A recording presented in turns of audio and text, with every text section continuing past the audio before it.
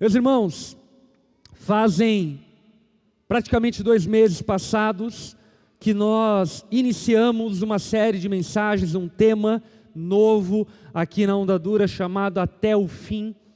Estamos nesse tema expondo a primeira epístola do apóstolo João, aonde o apóstolo João, já na sua idade avançada, escreve essa carta preciosa para os cristãos daquele dia, mas não apenas para os cristãos daqueles dias, com certeza extremamente aplicáveis aos nossos dias. João, em toda a sua experiência de caminhada com Jesus, como um apóstolo que andou com ele presencialmente durante 3 anos, e depois um apóstolo que continuou no ministério apostólico, na proclamação do Evangelho, escreve essa epístola para fincar a fé dos cristãos e ensinar acerca de como devemos viver a nossa fé. Na semana passada, nós conversamos a respeito daquilo que devemos amar. O apóstolo João nos ensina, no seu 2º capítulo da primeira epístola, que independente do nível de maturidade na fé que temos, todos nós devemos amar, porque o amor é a marca do cristianismo. No cristianismo não existe espaço para segregação, no cristianismo não existe espaço para diferenciação, no cristianismo não existe espaço para o ódio em relação ao ser humano. Pelo contrário, nós devemos amar. Jesus é aquele que nos ensinou a amar a Deus, a amar ao próximo, a amar os nossos irmãos na fé, a amar também os nossos inimigos. Portanto, devemos amar. Essa é a marca do cristão, e o próprio João vai dizer que aquele que não ama não conhece a Deus. Aquele que não ama a humanidade, aquele que não ama o ser humano, aquele que não ama o próximo, aquele que não ama os seus familiares, aquele que não ama a Deus, aquele que não ama os seus inimigos, não conhece a Deus. Entretanto, João, depois de falar acerca daquilo que devemos amar, a partir do versículo 15 do capítulo 2, ele começa dizendo acerca daquilo que não devemos amar. E isso é muito curioso e pertinente, porque por vezes nós ignoramos o fato bíblico de que existem certas coisas que não devem ser amadas. E nessa noite eu quero conversar com você a respeito disso. Para você que gosta de anotar a mensagem, o título dessa mensagem se chama Enfim, a hipocrisia. Diz que ama Deus, mas ama o mundo. E daqui a pouco vamos entender um pouco mais a respeito disso. E para isso eu quero convidar você a abrir a tua Bíblia lá em 1 João, no capítulo 2, no versículo 15. 1 João, capítulo 2, versículo 15. O apóstolo João diz: não amem este mundo, nem as coisas que ele oferece. Pois quando amam o mundo, o amor do Pai não está em vocês. Porque o mundo oferece apenas o desejo intenso por prazer físico, o desejo intenso por tudo que vemos e o orgulho de nossas realizações e bens. E isso não provém do Pai, mas do mundo. Este mundo passa, e com ele tudo o que as pessoas tanto desejam. Mas quem faz o que agrada a Deus vive para sempre. Portanto, o apóstolo João está declarando de maneira veemente e clara, para que não tenhamos dúvida, de que nós não devemos amar o mundo. E como eu disse anteriormente, ser cristão é amar o que Deus ama e odiar o que Ele odeia. Nós não podemos diluir a mensagem de amor de Deus, superficializar ela e passarmos a pensar que quando Deus nos fala para amarmos, é para que amemos a tudo. Até porque necessariamente para amar certas coisas, nós deveremos deixar de amar outras coisas. Porque de maneira lógica, é impossível amar coisas antagônicas. É impossível você amar o Corinthians e o Palmeiras ao mesmo tempo. Amém? Não tem como. Você tem que escolher ficar do lado do time vencedor. Que eu não preciso dizer nem quem é. Aquele que tem o Mundial. É impossível sustentarmos dois amores antagônicos. Não tem como. Ou você ama uma coisa ou você ama outra coisa. E muitos cristãos, às vezes infantis no olhar deles em relação à vida, ao mundo e tudo que cerca a vida deles, eles pensam que precisam ser essas pessoas que são amáveis e que amam a tudo. E simplesmente isso não é viável. E não apenas não é viável, mas como a palavra nos convida para que não amemos determinadas coisas. Por exemplo, o Salmo de capítulo 97, versículo 10, o salmista diz: vós que amais o Senhor, detestai o mal. O que o salmista está dizendo, basicamente é, se você ama ao Senhor, necessariamente você precisa detestar o mal. Não tem como você amar o Senhor e amar o mal. Ou você ama o Senhor, ou você ama o mal. Ou você ama o mal, ou você ama o Senhor. Você não pode servir a esses dois senhores, porque eles são antagônicos. Um está na extremidade que o outro não está. Paulo ainda em Romanos capítulo 12, versículo 9, reforça esse entendimento dizendo: o amor seja sem hipocrisia. Detestai o mal, apegando-vos ao bem. Portanto, aqui Paulo está dizendo que essa tentativa de equilibrar uma vida aparentemente que ama todas as coisas, além de ser uma crise de identidade profunda, é uma baita de uma hipocrisia. Uma tentativa de agradar a todos, uma tentativa de tentar ser político e polido com todos. E o que a Bíblia está nos afirmando categoricamente é que se nós amamos a Deus, nós não devemos amar o mundo, porque se amamos o mundo, não amamos a Deus. Entretanto, é muito importante nós entendermos o que este mundo que João aqui está falando se refere. Sobre qual mundo João está se referindo? Será que João está se referindo ao mundo físico, à matéria, aquilo que Deus criou, aquilo que Deus fez? Certamente que não. O próprio apóstolo Paulo, em Romanos capítulo 1, por exemplo, ele fala que a natureza criada por Deus revela o Criador. Portanto, a natureza criada por Deus é gloriosa e na medida do possível revela a glória de Deus. E portanto, nós devemos sim amar os pinguins, as baleias orcas, devemos amar a natureza, devemos contemplar a cachoeira, devemos contemplar o mar, devemos contemplar o rio, porque tudo isso demonstra e revela a glória de Deus e quem Ele é. Portanto, não devemos odiar a matéria, o mundo criado por Deus. O mundo criado por Deus é bom, é muito bom. É bom o que Deus fez, Ele não fez nada errado.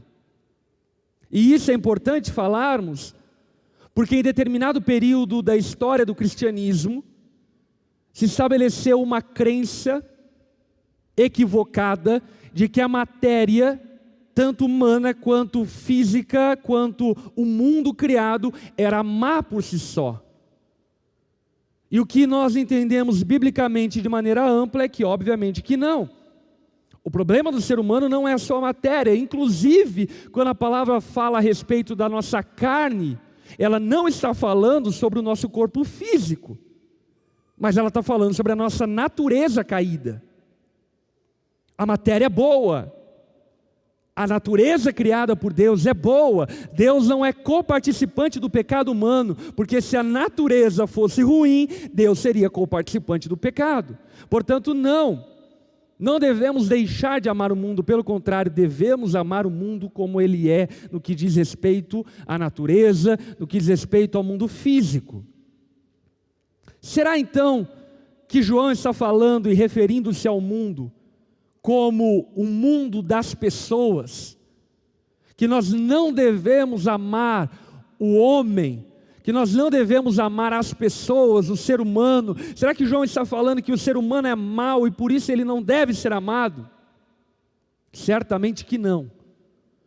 Até porque o próprio João, no seu Evangelho, João capítulo 3, versículo 16, fala aquele versículo icônico conhecido pela maioria de nós: porque Deus amou o mundo de tal maneira que deu o seu Filho unigênito para que todo aquele que nele crer não pereça, mas tenha vida eterna. Portanto, Deus amou o mundo das pessoas e nós devemos amar o mundo das pessoas. E aliás, aqui vale a pena chamarmos a atenção para uma coisa: no cristianismo, na fé cristã, não existe espaço para o racismo, não existe espaço para a homofobia, não existe espaço para a islamofobia, não existe espaço para qualquer tipo de segregação e diferenciação dos seres humanos. Não que não devemos proclamar a vontade de Deus, aquilo que é justo, reto e íntegro, mas precisamos compreender que todo ser humano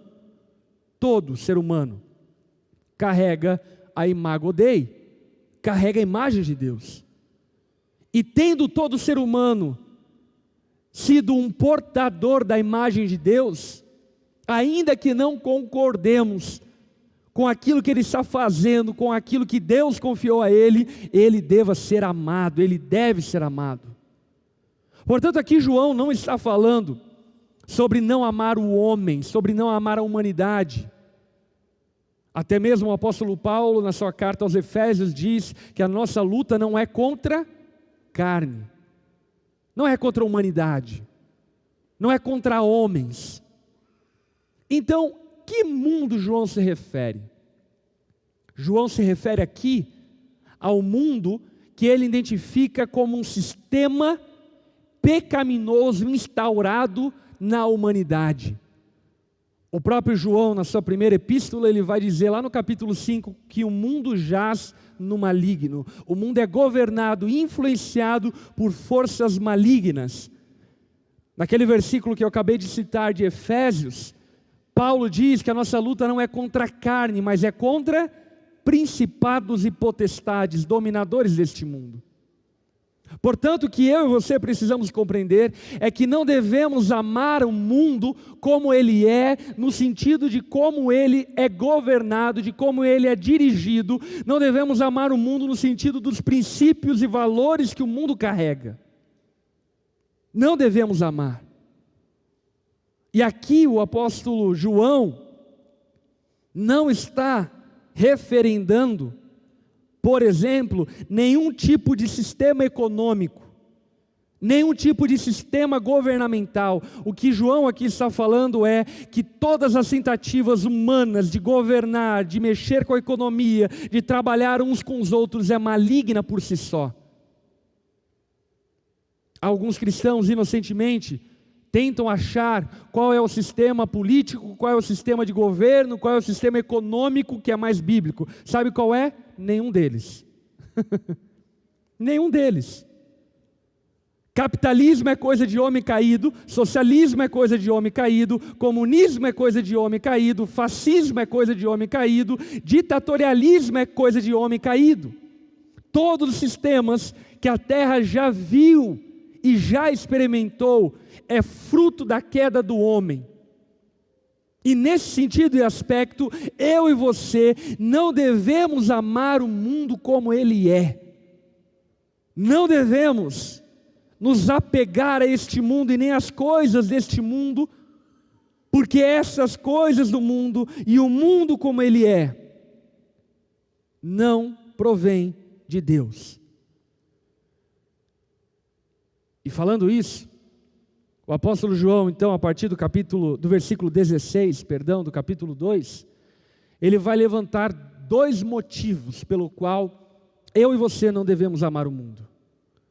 O primeiro motivo fica evidente no versículo 16, quando ele diz o seguinte: porque o mundo oferece apenas o desejo intenso por prazer físico, o desejo intenso por tudo que vemos e o orgulho de nossas realizações e bens. E isso não provém do Pai, mas do mundo. Então, o primeiro motivo pelo qual eu e você não devemos amar o mundo como ele está, é porque a forma como ele está não foi estabelecida por Deus. A maneira como o mundo é dirigido hoje não faz parte do plano original de Deus, mas é uma deturpação daquilo que Deus estabeleceu, daquilo que Deus criou, daquilo que Deus fez. E essa deturpação que o maligno gerou e produziu no mundo é manifesta através de 3 pilares que sustentam o sistema do mundo. Quais são esses 3 pilares? João identifica os 3 pilares dizendo: primeiro pilar, um desejo intenso por prazeres intensos. Em outra palavra, o que João está dizendo é que o sistema do mundo coloca o prazer acima de todas as coisas. Carpe diem, o importante é ter prazer. O importante é sentir epidermicamente prazer. O importante é estar satisfeito.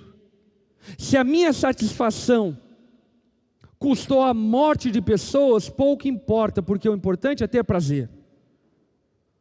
Pois ainda estando no período de pandemia, sem acabar o período de pandemia, já foi deflagrada diversas ações da Polícia Federal, de políticos que usaram do dinheiro público destinado para o combate da pandemia, para benefício próprio.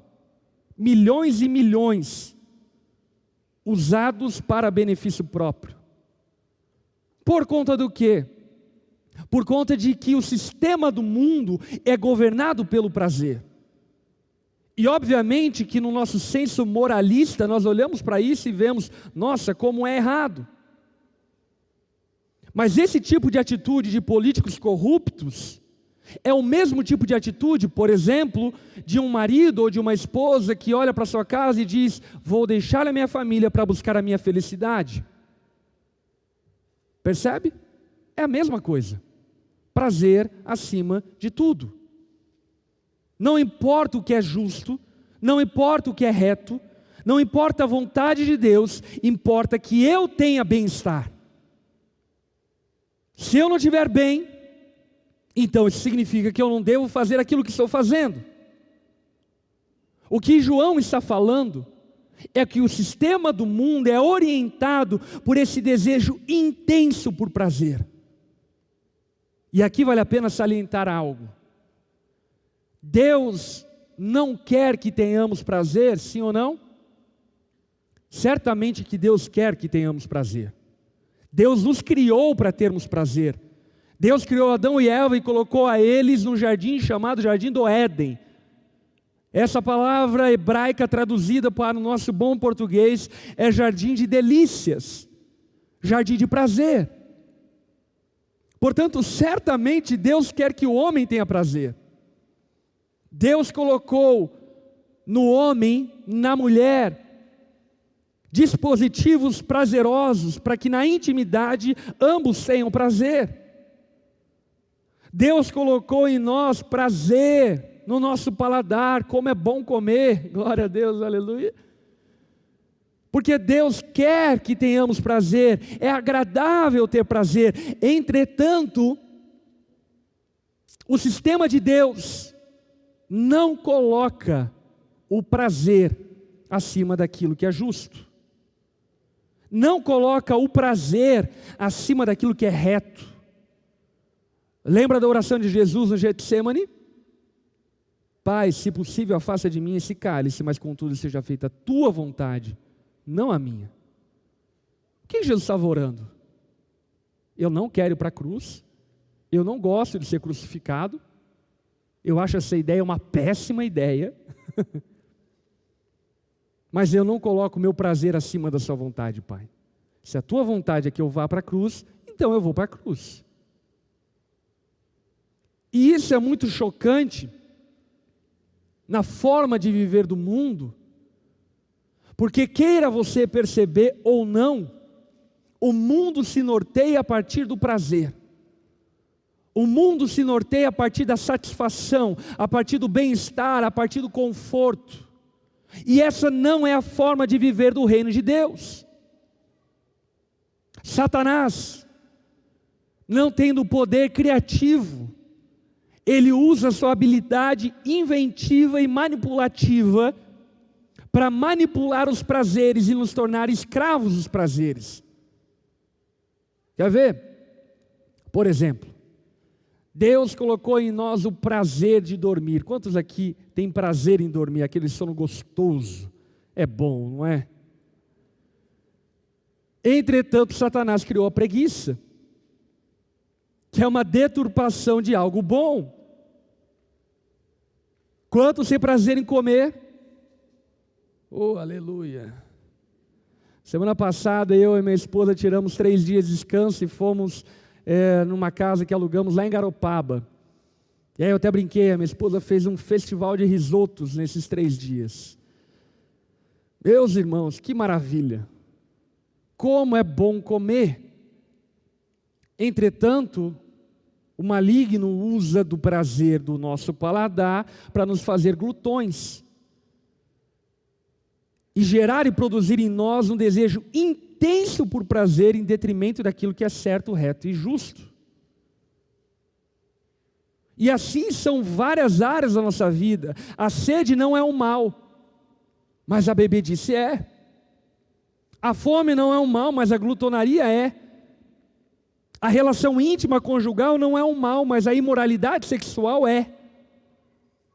E o mundo é norteado por prazer intenso, e por esse motivo nós vemos dezenas, centenas, milhares e milhões de pessoas, porque vivem de acordo com os parâmetros do mundo, destruindo as suas vidas, destruindo o futuro, destruindo suas famílias, e pior de tudo, envergonhando a Cristo e se desfazendo do dom da vida, para ter prazer.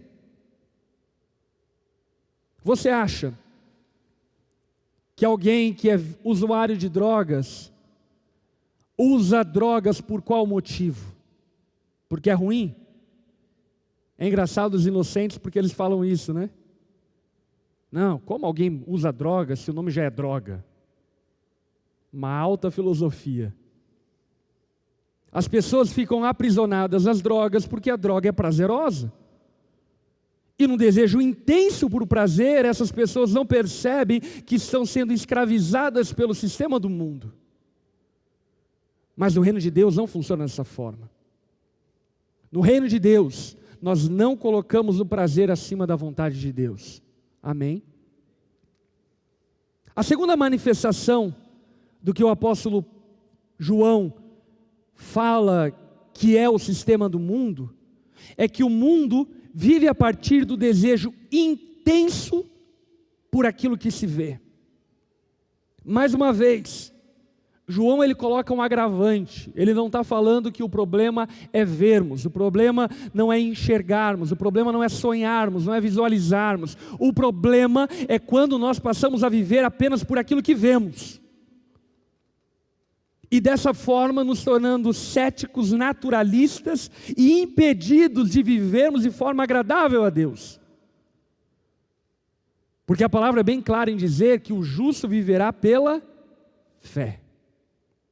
Ainda diz que é impossível agradar a Deus se não for por meio da fé. Em outras palavras, o que João está dizendo é: o mundo vive apenas por aquilo que vê. E esse sistema do mundo é contrário à vontade de Deus. É contrário por quê?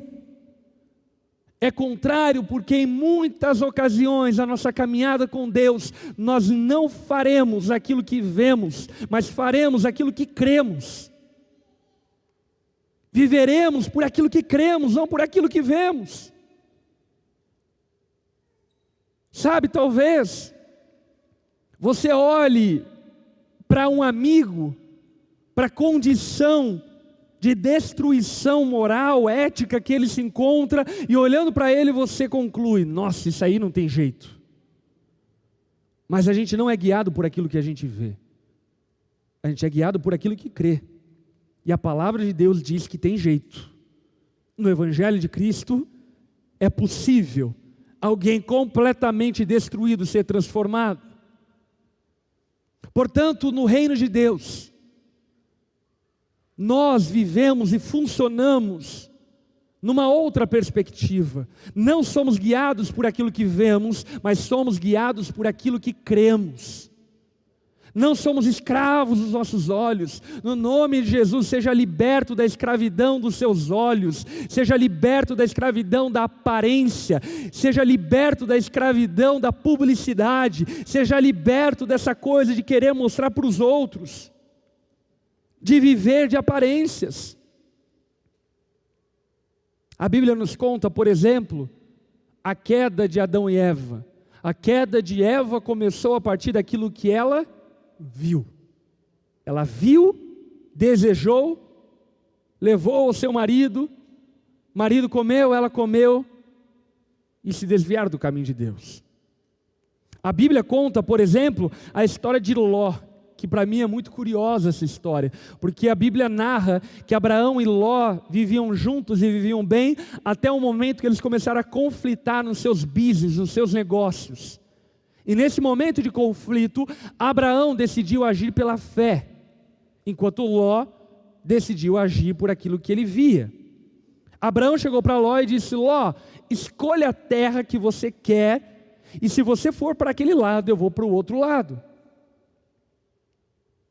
O que você faria numa situação como essa? Possivelmente, você agiria como Ló. Sabe o que Ló fez? A palavra diz que ele olhou no horizonte, viu a campina de uma região chamada Sodoma e Gomorra, que era verdejante e farta, e olhando para essa campina disse: é para lá que eu vou. Perceba, em nenhum momento ele consulta a Deus para perguntar a Deus onde ele deveria ir. Ele apenas usa os olhos dele para medir a direção que ele deveria seguir. E você conhece a história de Sodoma e Gomorra. Ló foi para lá, pouco tempo depois, Deus emitiu um juízo sobre Sodoma e Gomorra. Enxofre e fogo caíram do céu, de tal maneira que Sodoma e Gomorra e toda essa campina verdejante foi consumida pelo juízo de Deus. Por quê? Porque Ló era escravo daquilo que via. Meu irmão empresário, não seja escravo daquilo que você vê.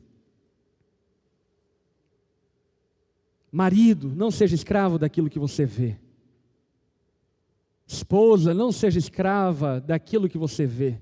Talvez você olhe para o seu marido e fala: isso aí não converte mais nunca. E eu te entendo, porque provavelmente é a mesma coisa que eu pensaria no seu lugar. Mas eu preciso dizer para você que Deus é poderoso para fazer infinitamente mais do que tudo que pedimos, pensamos ou mesmo enxergamos. Portanto, é necessário que saibamos que nós, como povo de Deus, não devemos ser escravos dos nossos olhos. Davi, escravo dos seus olhos, no seu palácio ficou observando Batseba tomando um banho, e quando observando essa mulher tomando um banho, ele foi atraído pelo olhar, e atraído pelo olhar, então estuprou Batseba, cometendo adultério, estuprando ela. Gerou um filho no ventre de Batseba. Depois o marido de Batseba, que estava em guerra, voltou da guerra. Ele tentou manipular uma situação para dar a entender que era o marido dela que havia gerado o filho. Urias não caiu na armadilha. Então depois disso, Davi comete homicídio e mata Urias. Por quê? Porque ele foi escravo daquilo que viu. Meu irmão, não seja escravo daquilo que você vê. No nome de Jesus, se aquilo que você viu na casa dos seus pais só foi violência, na sua casa vai ser um lugar de paz, harmonia e alegria. Se aquilo que você viu na sua infância foi apenas pessoas desequilibradas que não tomavam boas decisões, a sua vida será diferente. Porque você não é escravo daquilo que você vê. Nós não somos e não devemos ser guiados por vista. Entretanto, o que o João está falando é que o mundo vive dessa forma. O mundo está baseado apenas naquilo que pode enxergar, e não somente nisso.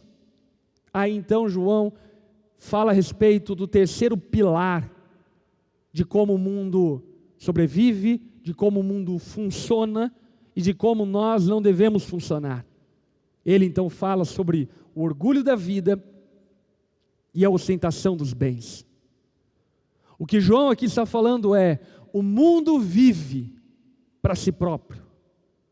O mundo vive para a sua vanglória. As pessoas que vivem no mundo vivem para alimentar a sua auto-idolatria. Elas compram, elas vendem, elas andam, elas viajam para mostrar para os outros, e mostrando para os outros, obter para si glória, obter para si louvor. E o que João está dizendo é: isso é contrário ao padrão de Deus. Porque quem está em Cristo Jesus não vive para a sua própria glória, mas vive para a glória de Deus. Eu posso ouvir um amém para isso? Quem está em Cristo não vive para si próprio, mas vive para a glória de Deus. Portanto, as aquisições, os bens, o sucesso não servem para sinalizar e mostrar para os outros o como somos bons, mas servem para apontarmos para Deus e mostrarmos o quanto Deus é bom. O objetivo da vida daquele que vive com o Senhor não é acumular glória para si, mas é acumular glória para Deus. O reverendo Hernandes Dias Lopes diz algo muito curioso a respeito disso. Ele fala o seguinte: as pessoas compram o que não precisam, com o dinheiro que não têm, para impressionar as pessoas que não conhecem. E é assim que o mundo vive. Não vivem para a glória de Deus, mas vivem para desfilar vanglória para os outros. Tome cuidado com as redes sociais. Tome cuidado com o consumismo. Tome cuidado com as propagandas. Tome cuidado com aquilo que te cerca, ao ponto de você não perceber mais que você não está mais adquirindo, comprando, não está mais indo para a glória de Deus, mas apenas para a sua própria glória. Perceba que aquilo que João está dizendo é: quem ama o mundo não ama a Deus. E aqueles que amam o mundo vivem dessa forma. Buscam desejos intensos de prazer, vivem por aquilo que vem e vivem para a sua própria glória, de maneira vangloriosa. E se tratando disso, eu quero rapidamente falar para você algo que eu chamaria de processo de mundanização. Tiago capítulo 4, no verso 4, ele diz o seguinte: aquele que quer ser amigo do mundo é inimigo de Deus. A primeira forma, ou o primeiro passo para se mundanizar, sabe qual é? O desejo de querer ser aceito, aplaudido e ovacionado por todos. Meus irmãos, a palavra é muito clara em dizer que aqueles que desejam viver piedosamente serão perseguidos. Jesus disse claramente que porque Ele foi odiado, nós também seríamos odiados. Então essa tentativa de harmonizar conflitos que são impossivelmente harmoniados é loucura. A palavra nos diz: se possível, viva em paz com todos, mas ela coloca uma condicionante muito importante: se possível, ressaltando e declarando de maneira muito clara que em muitas ocasiões não será possível. Então fuja dessa inclinação de querer ser o amigão de todo mundo, de querer ser a amigona de todo mundo, que todo mundo gosta. Isso é loucura. Porque aqueles que são amigos do mundo, certamente serão contaminados pelo mundo.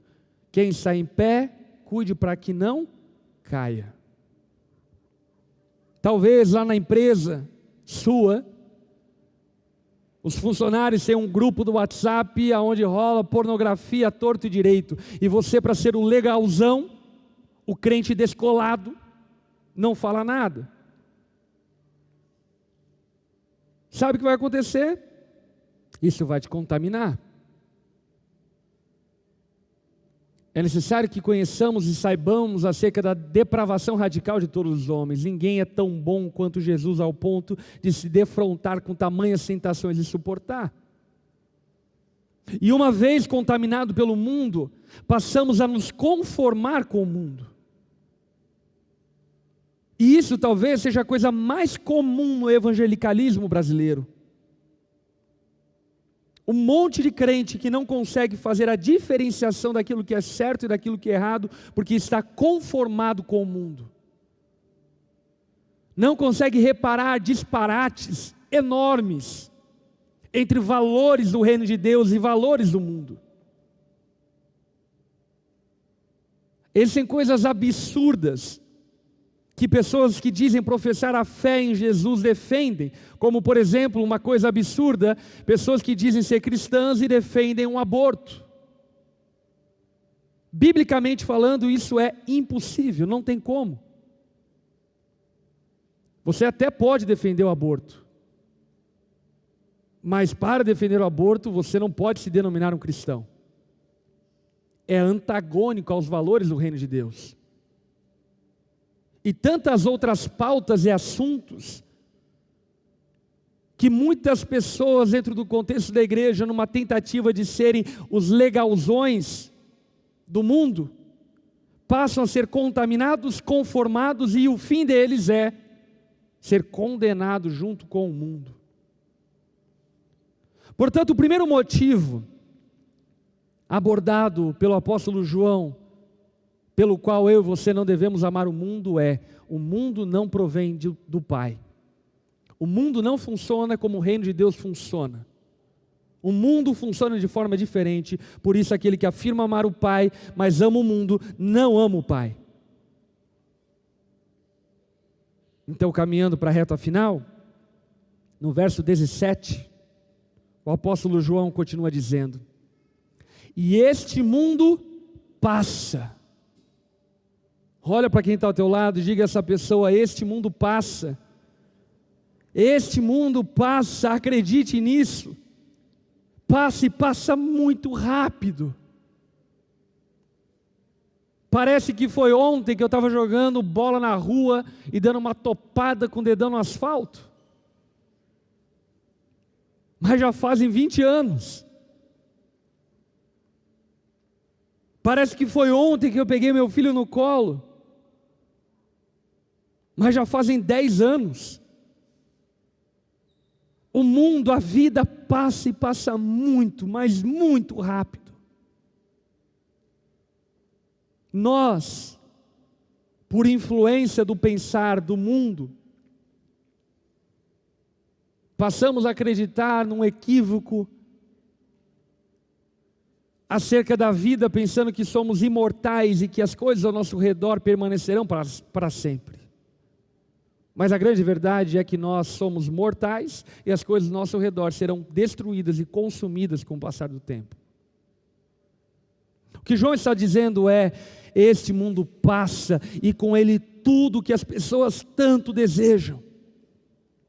As faculdades, os títulos, os bens, as posses, as conquistas, os sucessos, tudo isso passa, mas quem faz o que agrada a Deus vive para sempre.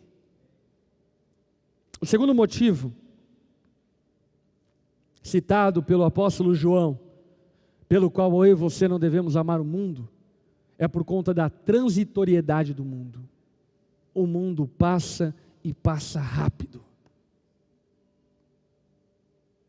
Por isso mesmo, que Jesus deixou bem claro ao dizer para nós que aquele que quiser salvar a sua vida a perderá, mas quem perder a sua vida por minha causa e pelo Evangelho, este a salvará.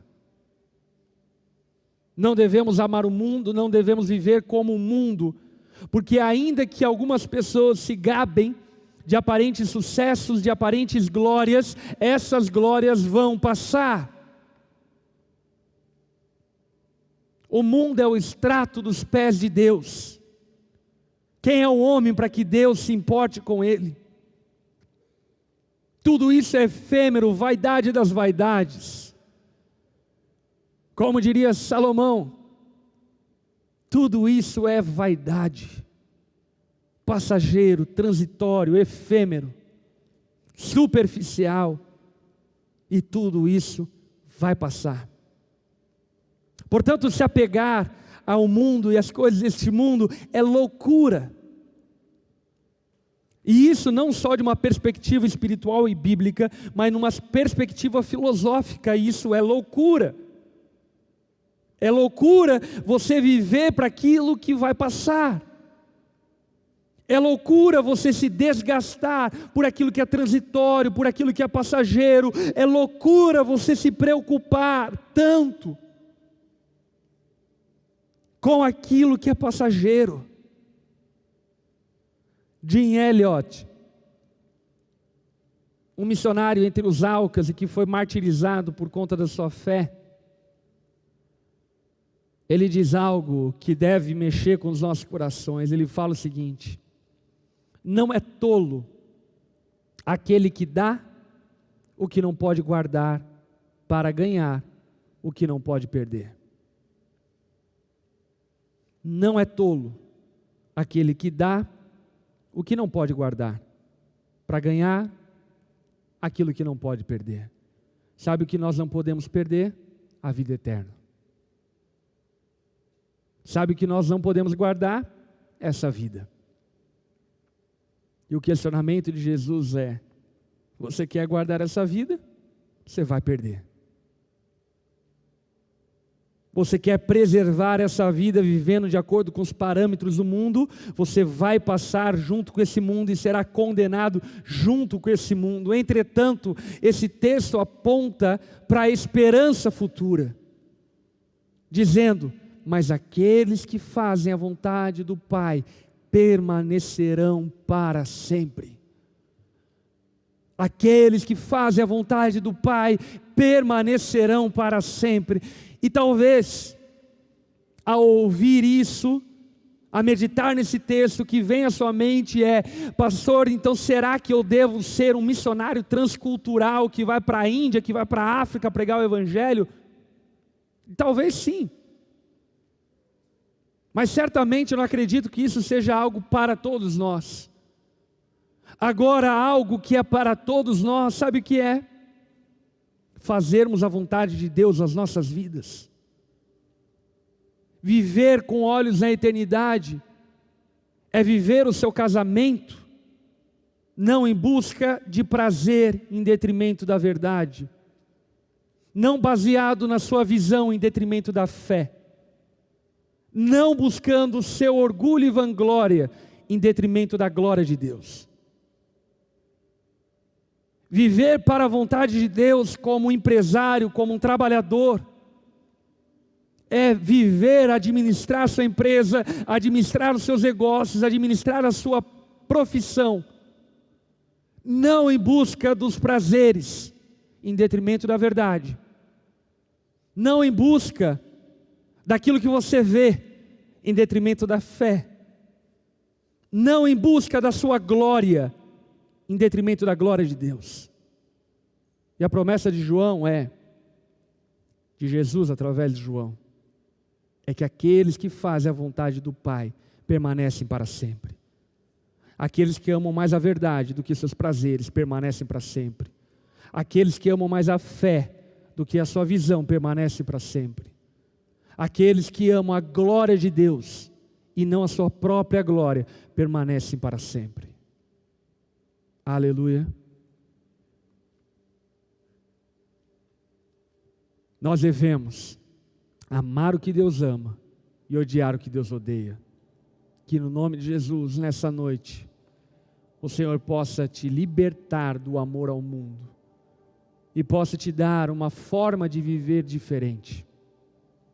Não é sobre fazer voto de pobreza, não é sobre fazer voto de castidade, não é sobre viver como alguém miserável, mas é sobre viver a vontade de Deus, é sobre agradar a Deus, é sobre obedecer aos seus mandamentos, é sobre viver para a sua glória e não para a nossa própria glória.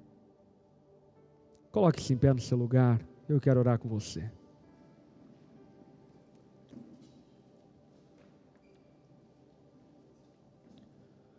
Charles Spurgeon, ele fala o seguinte: quanto mais do céu existe em nossas vidas, menos a terra cobiçamos. Você pode repetir isso comigo? Quanto mais o céu existe em nossas vidas, menos a terra nós cobiçamos. Que no nome de Jesus a sua vida seja invadida pela presença dos céus, que a sua mente seja ocupada por aquilo que é eterno, que o seu coração possa ser habitado pela presença do Espírito Santo, para que você não desperdice essa pequena, pouca, efêmera, transitória e passageira vida que nós temos. Deixa eu orar por sua vida. Estenda suas mãos como recebendo, vamos orar. Espírito Santo de Deus, obrigado por nos trazer até aqui essa noite. Obrigado pela sua palavra que é viva e eficaz. Espírito Santo de Deus, nós te louvamos e agradecemos por abrir os nossos olhos e nos fazer perceber o quão equivocado por vezes são as nossas ações. Liberta-nos como tua igreja, como teu povo, dessa escravidão dos prazeres que nos arrastam para longe daquilo que é justo, reto e íntegro. Que o Senhor possa libertar homens, mulheres, de vícios, maus hábitos, que têm destruído a vida eterna deles. Espírito Santo de Deus, ensina-nos a vivermos pela fé, não por aquilo que vemos, mas por aquilo que cremos. Ensina-nos a darmos o passo no Mar Vermelho, no Rio Jordão, e crermos que Ele irá abrir. Ensina-nos a dependermos do Senhor e não murmurarmos, mas crer que o Senhor irá mandar maná do céu. Ensina-nos a guiarmos a nossa vida pela fé. Não permita-nos a vivermos neste mundo de tal maneira que o teu nome seja envergonhado. Jesus, livra-nos desse exibicionismo, desse modo de viver performático, dessa maneira de viver baseado numa carência profunda que temos de querer ser aceito pelos outros. Ensina-nos a vivermos para a tua glória, Deus. Ensina-nos a administrarmos a nossa vida, o nosso tempo, recursos, influência, tudo que temos, para que o teu nome seja conhecido e reconhecido. Converta o nosso coração ao teu coração, Pai. Nós clamamos a Ti. Que a sua graça, Jesus, nos acompanhe. Que o seu amor, Pai, esteja sobre nós. E que o consolo do Espírito Santo possa nos guiar todos os dias dessa semana, de tal maneira que não caiamos nas armadilhas do mundo, mas permaneçamos amando ao Senhor acima de todas as coisas. Abençoa-nos dessa forma, no nome de Jesus que nós oramos. Amém e amém. Amém.